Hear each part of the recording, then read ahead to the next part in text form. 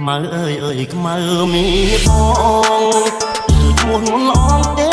ថាអូនខ្មៅតែតាមការផ្ដួងសាច់សមកថៃតែមកได้ស្រីថ្លៃហើយខ្មៅពីតូចឆ្នាំថ្មីខ្មៅពេញក្រមុំ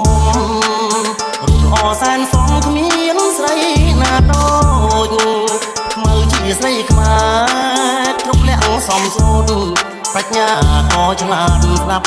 ពីម៉ែអើ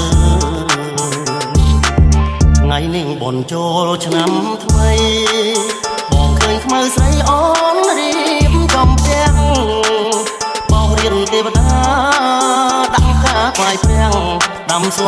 រូតរាំងជូនម្ដាយទៅវត្តបងឃើញខ្មៅពូនភ្នំខ្សាច់